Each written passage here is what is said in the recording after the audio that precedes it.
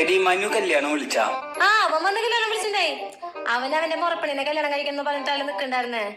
എന്നിട്ട് ഇപ്പൊ പുറം നാട്ടില് ഏതോ ഒരു പെണ്ണിനെ കല്യാണം കഴിക്കണേ. ആർക്കാരൊക്കെ വിധിച്ചെന്ന് പറയാൻ പറ്റില്ല.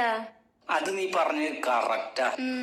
ഇപ്പൊ നമ്മള് ദൂരെ ഒരു സ്ഥലത്ത് പോകാൻ ബസ് സ്റ്റോപ്പിൽ ബസ് കാത്ത് നിൽക്കും. അപ്പൊ ആ സ്ഥലത്തേക്ക് ബസ്സേ വരില്ല.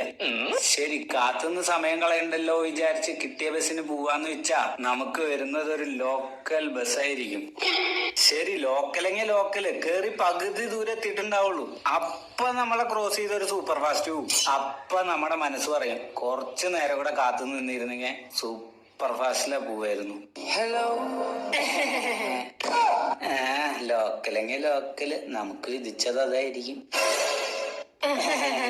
ചേട്ടനൊരു ലോക്കൽ ബസ് എങ്ങനെ കിട്ടി? എനിക്ക് കിട്ടിയത് ഒരു മൂട്ട ബസ്. അതില് കേറി ഞാൻ പെട്ടപ്പാട് ഓടോന്നറിയില്ല, എപ്പ നിക്കോന്നറിയില്ല. പിന്നെ പോവന്നെ ബസ് ബസ് ബസ്.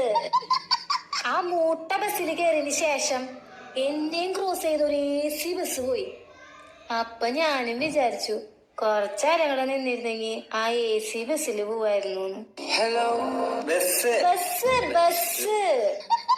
കൊമത്ത് കൊമത്ത്.